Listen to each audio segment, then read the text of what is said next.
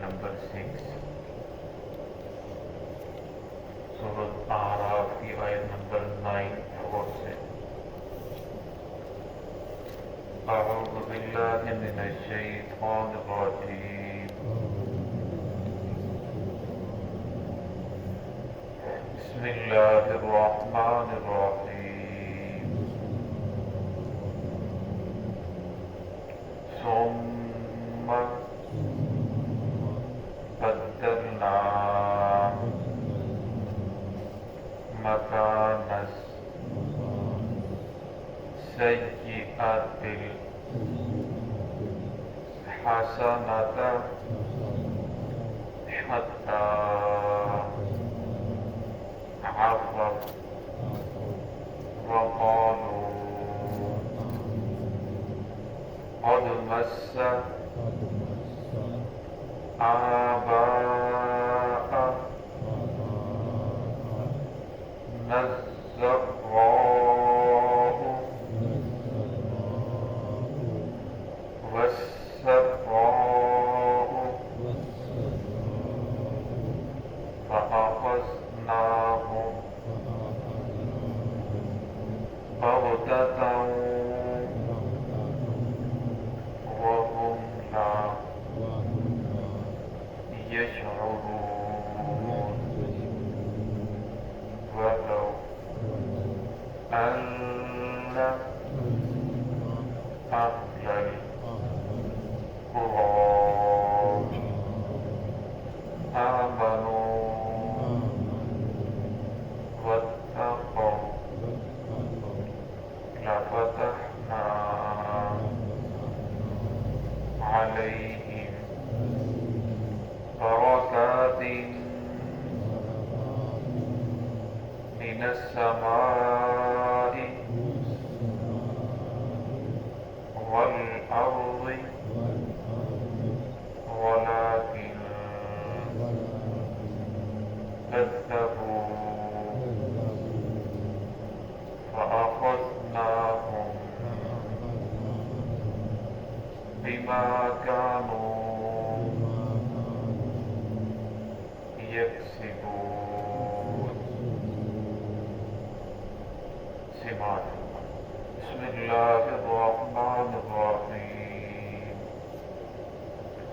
ثم بدلنا مكان السيئة الحسنة حتى عفوا وقالوا قد مس آباءنا الضراء والسراء فأخذناهم بغتة وهم لا يشعرون ولو أن أهل القرى آمنوا واتقوا لفتحنا عليهم بركات من السماء والأرض ولكن كذبوا فأخذناهم بما كانوا يكسبون. ثم بدلنا مكان السيئة الحسنة پھر ہم نے بدل دیا تکلیف کی جگہ راحت کو حتی عفوا یہاں تک کہ وہ بہت زیادہ آگے بڑھ گئے. قالوا وہ کہنے لگے قد مس آباءنا الضراء والسراء تحقیق ہمارے باپ دادا کو بھی تکلیف اور راحت پہنچتی رہی ہے. فأخذناهم بغتة بس ہم نے ان کو پکڑا اچانک. وهم لا يشعرون اور انہیں شعور بھی نہیں تھا. ولو ان اہل القرى آمنوا اور اگر ایمان لے کر آتے بستی کے باشندے آپ واتقوا لفتحنا علیہم اور تقوی اختیار کرتے ہم کھول دیتے ان پر برکات من السماء والارض آسمان زمین کی برکتیں. ولکن کذبوا لیکن انہوں نے جھٹلایا. فأخذناهم پس ہم نے ان کو پکڑا بما كانوا یکسبون بسبب اس کے کہ جو وہ کمائی کر رہے تھے.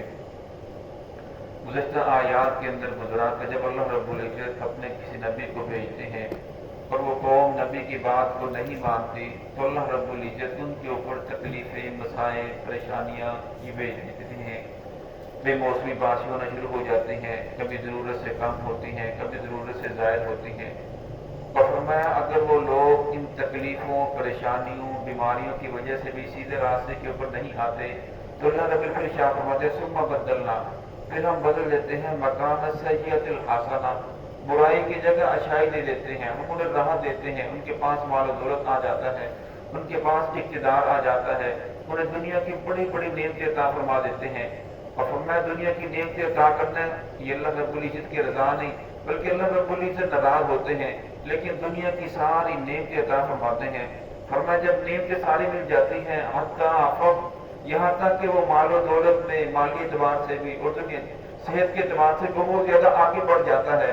ورنہ پھر وہ کہنے لگتا ہے قالوا قد مس آباءنا الضراء والسراء، یہ جو تکلیفیں آتی ہیں، مصیبت آتی ہے، پریشانی آتی ہے، کبھی راحت آ گئی، کبھی بیماری آ گئی، تو یہ تو ہمارے باپ دادا کے ساتھ بھی ایسے ہی چلتا رہا، یہ تو حواسات زمانہ کی وجہ سے ہے، لہذا اس کی وجہ سے توبہ کرنا، معافی مانگنا یہ تو کوئی ضروری نہیں، کون انسان وضو کرے، نمازیں پڑھے، اپنے آپ کو مشقت کے اندر ڈالے، لہذا یہ اس لیے نہیں ہے کہ ہم نماز نہیں پڑھتے تو اللہ رب العزت کا عذاب آ گیا، یہ اس لیے نہیں ہے کہ ہم زکوٰۃ نہیں دیتے تو بے موسمی بارشیں ہو رہی ہیں، یہ اس لیے نہیں ہے کہ مہنگائی اتنی زیادہ ہو گئی کہ ہمارے کسی گناہ کی وجہ سے ہے، لہذا ایسی بات نہیں ہے۔ انسان کو مال کمانا چاہیے، مال آئے جس طریقے سے بھی آئے، حلال طریقے سے آئے، حرام طریقے سے آئے، یہ خام خواہ کی پابندیاں ہیں، تو لہٰذا اقتدار حاصل ہونا چاہیے جس طریقے سے بھی حاصل ہو، تو اقتدار کے نشے کے اندر، مال کے نشے میں دنیا کی ساری حدوں کو کراس کر دیتے ہیں، پھر وہ کہتے ہیں یہ تو ایسے ہی پابندیاں ہیں، انسانوں کی بنائی ہوئی باتیں ہیں۔ تو اللہ رب شاہ فرماتے ہیں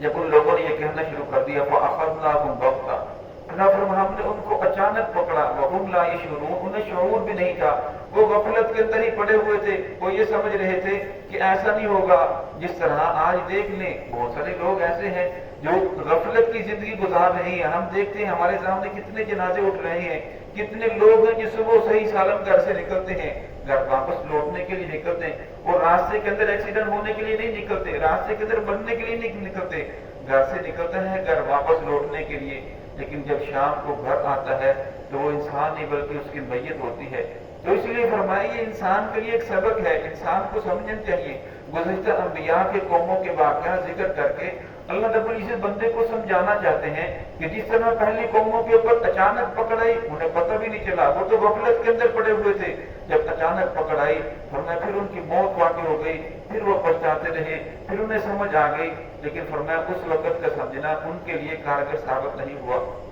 تو یہاں ایک سوال پیدا ہوتا ہے کہ مصائب اللہ رب العزت کبھی نیک لوگوں کے اوپر بھیجتے ہیں، کبھی گناہ گار کے اوپر مصائب، پریشانیاں، بیماریاں آ جاتی ہیں، اور اسی طرح مال و دولت، بہت سارے نیک لوگوں کو اللہ نے بڑا مال و دولت دیا عطا فرمایا ہے، اور بہت سارے گناہ گار ہیں جنہوں نے کبھی مسجد کا منہ بھی نہیں دیکھا، ان کو اللہ رب نے بڑا مال و دولت عطا فرمایا ہے۔ تو اس سے کیسے پتہ چلے گا کہ اس کو اللہ رب نے جو مال و دولت دیا ہے یہ اللہ کی رضا کی دین ہے، یہ ناراضگی کی دین ہے؟ اس آدمی کے اوپر جو مسائل، پریشانیاں، طرح طرح کی تکلیفیں، بیماریوں کے اندر مبتلا ہے، یہ اللہ رب العزت کی رضا کی دلیل ہے، یہ اللہ رب العزت کی ناراضگی کی دلیل ہے؟ جو اس کے بارے میں مفسرین فرماتے ہیں اگر اللہ رب العزت کسی انسان کو مال و دولت عطا فرمائے، کسی انسان کو اقتدار دیتے ہیں، انسان کو دنیا کی راحتیں دیتے ہیں، دنیا کا حقہ ملتا ہے، اور دنیا کو دنیاوی مال و دولت عطا فرما دیتے ہیں، اور میں مال و دولت مل جانے کے بعد اگر انسان کی زندگی کے اندر شکر آ جاتا ہے، اللہ رب العزت کے ہاں راز و نیاز کی باتیں بڑھ جاتی ہیں، عبادات کے اندر وہ اور زیادہ آگے بڑھ جاتا ہے، رجوع اللہ اس کے اندر اور زیادہ پیدا ہو جاتا ہے، پھر یہ اللہ رب العزت کی طرف سے انسان کے اوپر انعامات ہے، اللہ رب العزت کی یہ رحمت ہے۔ لیکن فرمایا اگر مال و دولت آ جانے کے بعد، اقتدار آ جانے کے بعد، دنیا کی راحتیں ملنے کے بعد، بیماریاں، پریشانیاں ختم ہو جانے کے بعد انسان فرمایا اور زیادہ گناہوں والی زندگی گزارنا شروع کر دے، پہلے نماز پڑھتا تھا اب نماز چھوڑ کر بیٹھ جائے، پہلے صدقہ خیرات کرتا تھا اب زکوٰۃ دینا چھوڑ دے، پہلے اس کا اخلاق اچھا تھا اب اس کے اندر بد اخلاقی پیدا ہو جائے، تو پھر اس انسان کو سمجھ لینا چاہیے یہ اللہ رب العزت کی طرف سے رحمت نہیں بلکہ یہ مال و دولت مل رہا ہے، یہ اللہ رب العزت ناراض ہو کر دے رہے ہیں۔ آخر کب تک اس کے پاس مال و دولت رہے گا، کب تک اس کے پاس اولاد رہے گی، کب تک اس کے پاس اقتدار رہے گا؟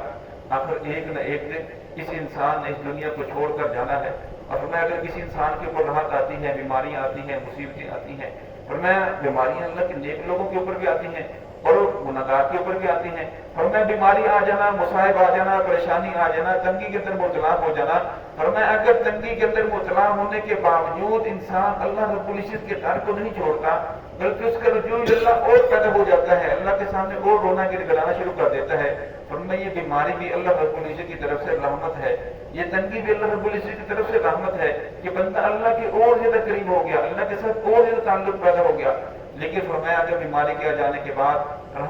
तकलीफ के आ जाने के बाद, तंगी के आ जाने के बाद बंदा कुफरिया जुमले कहना शुरू कर दे, अल्लाह की जात से और ज्यादा दूर हो जाए, तो फरमाया फिर ये बीमारी, ये तकलीफ, ये अल्लाह रब्बुल की तरफ से रहमत नहीं बल्कि अल्लाह रब्बुल की तरफ से पकड़ है और सजा है। तो यहाँ भी अल्लाह ने शाह फरमाया कि हम बंदों को दोनों तरह आजमाते हैं, राह देकर भी कि बंदा क्या करता है, और अल्लाह रब्बुल इज्जत बंदे को मसाइब के अंदर मुब्तला करके भी आजमाते हैं। आगे अल्लाह शाह फरमाते हैं वलौ अन्ना अहलल कुरा आमनू वत्तकू लफतहना अलैहिम,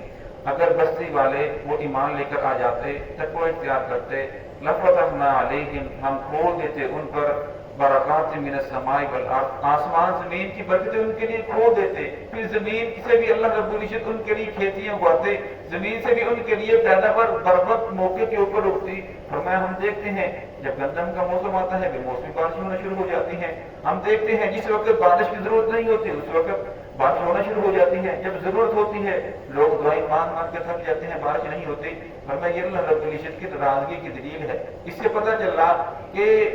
उम्मत ने, बस्ती के रहने वालों ने, उन्होंने अल्लाह रब्बुल इज्जत के जो साथ सुलह है वो तोड़ दी है, मोहम्मद रसूलुल्लाह सल्लम के अहकामात को ठुकरा दिया है। जब मोहम्मद रसूलुल्लाह सल्लम के अहकामात को ठुकराया, फिर अल्लाह शाह फरमाते हैं मैं आसमान जमीन की बरकतें खत्म कर देता हूँ। आसमान की जमीन की बरकतें उसी वक्त नाज़िल होती हैं जब बंदा अल्लाह के साथ सुलह कर लेता है। वलाकिन कज़्ज़बू, लेकिन फरमाया वो झुठलाते ही रहे, सब कुछ देखते रहे, आंखों के सामने होता रहा, वो यही समझते रहे कि फलां पड़ोसी गया है मैंने तो अभी नहीं जाना, फलां गया है मैं तो अभी जवान हूँ, अभी तो मैं तंदुरुस्त हूँ, अभी तो मुझे कोई बीमारी नहीं है।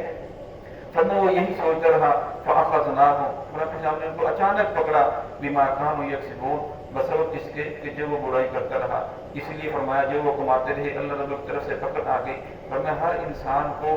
अपनी आखिरत को सामने रखकर जिंदगी गुजारनी चाहिए। शाम को जब लेटे तो सारे दिन की मुसाइब जो गलतियां हुई, परेशानियां हुई, उससे तौबा करे। हो सकता है सुबह आंख खुले या ना खुले, कितने लोग ऐसे होते हैं जो रात को सोते हैं सुबह उठने के लिए, लेकिन सुबह नहीं उठते, कोई परेशानी आ जाती है। आजकल तो बीमारियां ऐसी आ गई, दिल का अटैक हुआ, खड़ा खड़ा इंसान दुनिया से चला जाता है। तो इसलिए फरमाया हर इंसान को तौबा हर वक्त लाजिम अपने ऊपर कर ले, कोई पता नहीं किस वक्त इस इंसान को मौत आ जाए। हासिल सहाबा किराम को पूछा मेरे सहाबा तुम मौत को कितना करीब समझते हो? सहाबा ने फरमाया या रसूलल्लाह हम देखते हैं कि फजर की नमाज पढ़ी है कि शायद ज़ोहर की नमाज ही पढ़ेंगे या नहीं पढ़ेंगे। किसी ने कहा कि सुबह हुई है, शाम होगी या नहीं होगी। तो रसूल सल्लल्लाहु अलैहि वसल्लम ने फरमाया मेरे सहाबा मैं मौत को इतना करीब समझता हूँ कि दाईं तरफ सलाम फेरा है, बाईं तरफ सलाम फेर सकूंगा भी या नहीं फेर सकूंगा, लुकमा उठाया है मुंह के अंदर डाल सकूंगा भी या नहीं डाल सकूंगा। तुम मौत को इतना दूर समझते हो?